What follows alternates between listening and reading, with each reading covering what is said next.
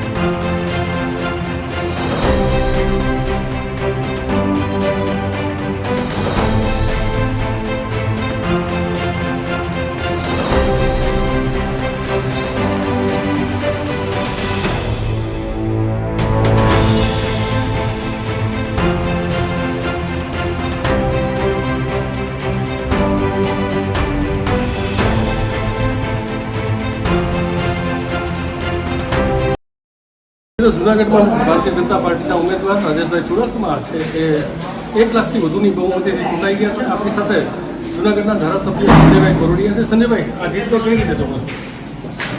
રાજેશભાઈની ત્રીજી વખત લોકસભાની અંદર જીત થઈ છે. એ જીત લોકસભા વિસ્તારના લોકોની, મતદારોની અને ભારતીય જનતા પાર્ટીના કાર્યકરોની જીત છે. આદરણીય વડાપ્રધાન શ્રી નરેન્દ્રભાઈના નેતૃત્વની અંદર ત્રીજી વખત દેશની અંદર થોડી મોટી જીતની સહિતા કરવા જઈ રહી છે. ત્યારે લોકોનો નરેન્દ્રભાઈ પ્રત્યે ભરોસો, ભારતીય જનતા પાર્ટી પ્રત્યે ભરોસો અને ભારતીય જનતા પાર્ટીના કાર્યકરોની જે નિષ્ઠા છે, એની પ્રમાણિકતા છે, એમની જીત થઈ છે. અને મતદારોનો ભરોસો ભારતીય જનતા પાર્ટી અને નરેન્દ્રભાઈ, એટલે ખાસ કરીને આ જીત રાજેશભાઈની જૂનાગઢ લોકસભાની જીત છે. એ મતદારોની જીત છે અને ભારતીય જનતા પાર્ટીના કાર્યકરોની જીત. સંજયભાઈ, 45થી વધુ લીડ 86 વિધાનસભામાં, એટલે કે તમારા વિધાનસભા ક્ષેત્રમાં લઈ મતદારો માટે શું કહેશો? એ જૂનાગઢ વિધાનસભાના મતદારો એ ભારતીય જનતા પાર્ટી સાથે, ભારતીય જનતા પાર્ટીના કાર્યકરો સાથે એમનો ભરોસાથી છે. એટલે 1,20,000થી વધુ મતથી જીત જ્યારે આખી લોકસભામાં થઈ છે. એમાં 45,000 જૂનાગઢ વિધાનસભા, 45,000ની લીડ જૂનાગઢ વિધાનસભાની છે. એટલે 1.5 વર્ષમાં પાર્ટીના કાર્યકરો માટે, પાર્ટી માટે કામ કર્યું છે ને પાર્ટીના કાર્યકરોએ ભારતીય જનતા પાર્ટી માટે કામ કર્યું છે. એનો ભરોસાની આ જીત છે. એટલે હું તો ખરેખર વિધાનસભા વિસ્તારના તમામ મતદારોનો અને કાર્યકરોનો આભાર માનું છું કે એમની મહેનત અને એમના ભરોસાથી એમની જીત. છેલ્લી વાત સંજયભાઈ, માણાવદરમાં પણ ખૂબ સારી રીતે 40,000 અનએક્સપેક્ટેડ હતું. માણાવદર વિધાનસભા એ ભારતીય જનતા પાર્ટી સાથે જોડાયેલા છે. ઘણી વખત સમીકરણો બદલતા હોય છે અને કંઈક વખત પાર્ટીથી લોકો નારાજ ન હોય, પાર્ટીના ઉમેદવારથી નારાજ હોય છે, કામથી નારાજ ન હોય, પણ એ પદ્ધતિ ચાલતી હોય છે. ત્યારે ભારતીય જનતા પાર્ટીએ ભારતીય જનતા પાર્ટીના ઉમેદવાર તરીકે હરવંત નાડાણીને મોકલ્યા છે. અત્યારે 4 રાઉન્ડ બાકી છે. હજી 16 રાઉન્ડને અંતે 25,000થી વધારે મતની લીડથી આગળ ચાલે છે. દેશ આઝાદ થયો તે પછી સૌથી મોટી લીડ માણાવદર વિધાનસભાની અંદર ભારતીય જનતા પાર્ટીને મળવા જઈ રહી છે. એટલે હું તો એ પણ વિધાનસભા વિસ્તારના તમામ મતદારો અને ભારતીય જનતા પાર્ટીના કાર્યકરોને આભાર માનું છું કે એમના પ્રયત્નોથી, એમના વિશ્વાસથી આ જીત થઈ છે. Thank you. મિત્રો, આ હતા સંજયભાઈ કે જેમણે મતદારોનો પણ આભાર માન્યો છે. અને હજી પણ બીજા જે નેતાઓ છે તેમની સાથે વાત કરશું અને તેમની શું લાગણીઓ છે એ પણ સાંભળશું.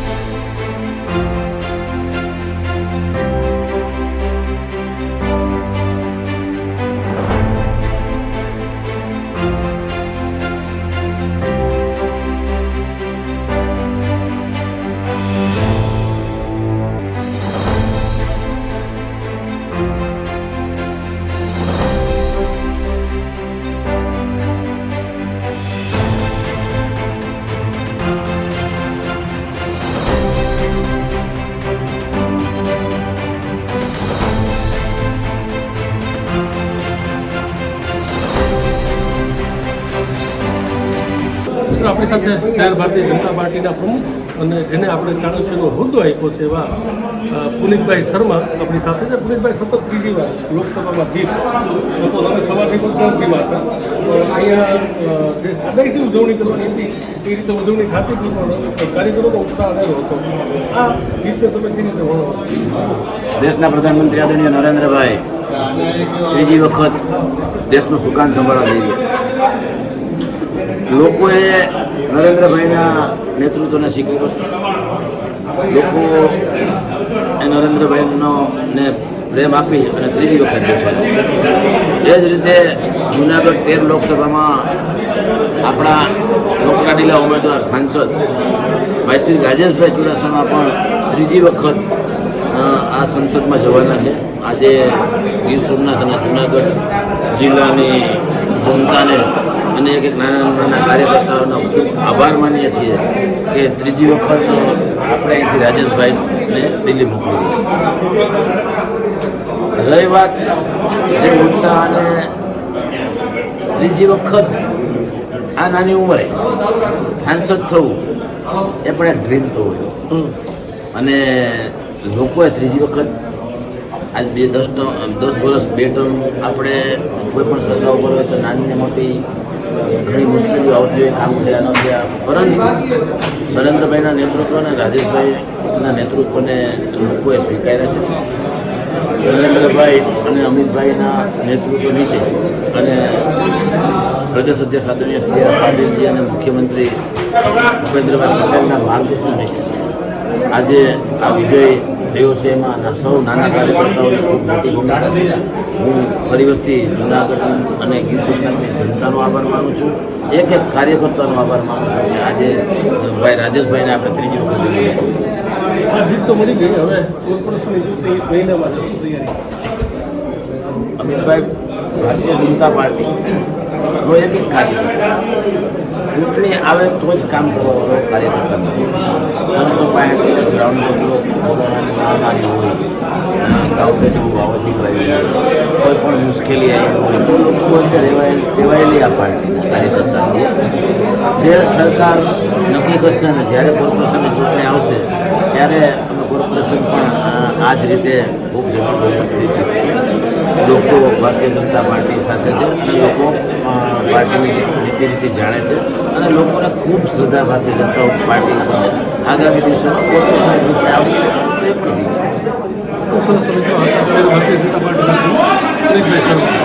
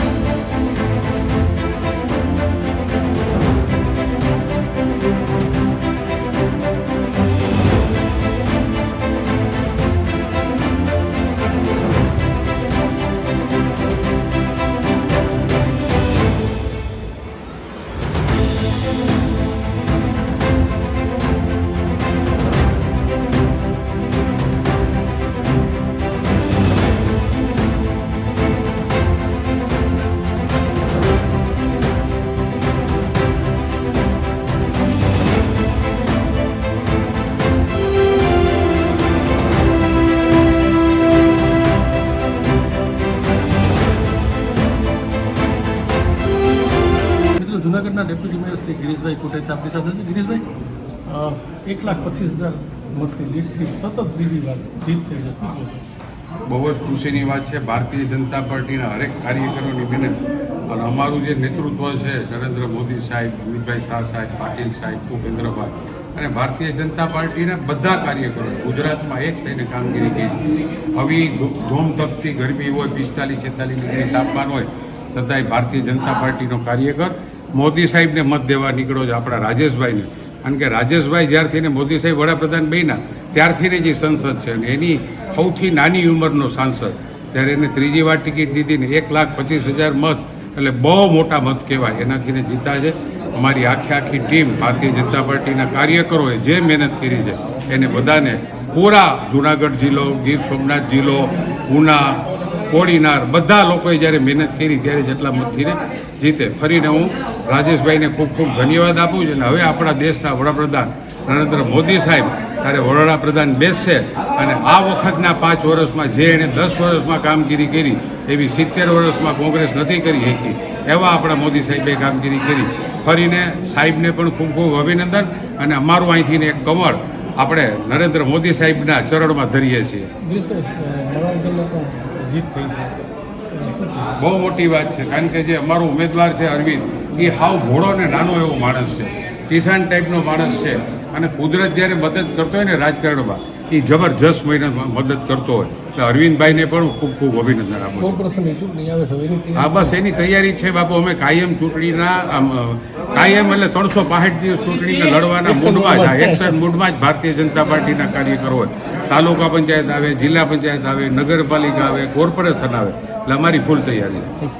મિત્રો હતા જૂનાગઢના ડેપ્યુટી મેયર મહાનગરપાલિકાના ડેપ્યુટી મેયર શ્રી ગિરીશભાઈ કોટેચા. તેમની સાથે વાત કરી મહાનગરપાલિકાની ચૂંટણી તૈયારી પાછી આપણે લોકોએ તો કરવાની છે, કારણ કે 2 મહિનામાં ફરીથી આપણે નવી ચૂંટણીની રાહ જોવાની છે અને તૈયારીઓ કરી લેવાની છે.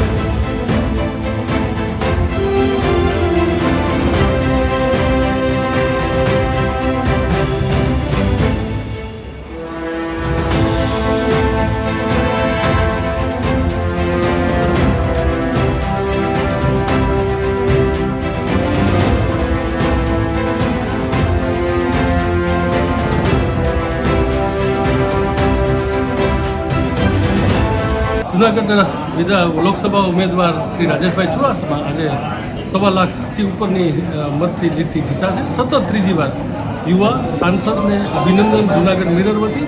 સાંસદશ્રી ફરીથી સાંસદશ્રી શું કહે છે? ખાસ કરીને જૂનાગઢ લોકસભામાં 3જી વખત મને જૂનાગઢ અને ગીર સોમનાથની જનતા, જૂનાગઢ અને ગીર સોમનાથના સૌ ભારતીય જનતા પાર્ટીના કાર્યકર્તાઓ, આગેવાનો ખૂબ ખૂબ આભાર માનું છું કે જેમણે પડકારની સામે પરિશ્રમ કરી અને પરિણામ આપવા માટે અને ખૂબ મોટી લીડ અપાવવા માટે એમનો તમામનો ખૂબ ખૂબ આભાર માનું. તથા જૂનાગઢની જનતા ખાસ કરીને જૂનાગઢ હંમેશા 3 વખત જ્યારે હું લોકસભાની ચૂંટણી લડ્યો ત્યારે હંમેશા જૂનાગઢ વિધાનસભાએ સૌથી વધારે લીડ આપી છે, ત્યારે એમનો હું વિશેષ આભાર માનું છું. સાથે સાથે તમામ વિધાનસભાના સૌ મતદારોનો પણ ખૂબ ખૂબ આભાર. મિત્રો લોકસભાના વિજેતા ઉમેદવાર રાજેશભાઈ ચુડાસમા ઘણા બધા વિઝ્યુઅલ્સ છે. હવે એ વિઝ્યુઅલ્સની સાથે તમને હું ધર્મેશભાઈને કહીશ કે વિઝ્યુઅલ્સ દેખાડી અને જે ભારતીય જનતા પાર્ટીની ગુજરાતમાં જીત થઈ છે એના દ્રશ્યો પણ સાથે સાથે દેખાડે છે.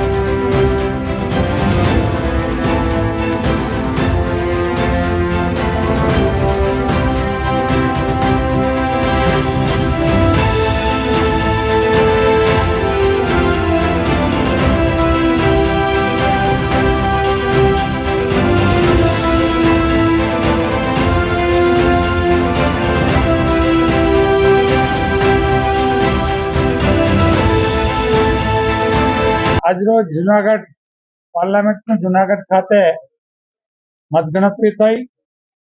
એમાં અમને હારનો સામનો કરવો પડ્યો. જે શિરોમાન્ય છે અને લોકોનો ચુકાદો છે હંમેશને માટે લોકશાહીમાં શિરોમાન્ય હોય છે. જે સતીઓ હશે તે દૂર કરીને આવતા સમયમાં હું અને મારી પાર્ટી, મારા કાર્યકર્તાઓ ડબલ તાકાતથી, ડબલ જોમથી લોકો માટે લડશું અને લોકોનું કામ કરતા રહેશું. ખાસ કરીને જુનાગઢની જે પરિસ્થિતિ ખરાબ છે, એમ છતાં પણ વિપરીત રિઝલ્ટ આવ્યું એ સ્વીકારીશ, પણ એમની સમસ્યાઓ છે એ સમસ્યાઓ નથી મટી.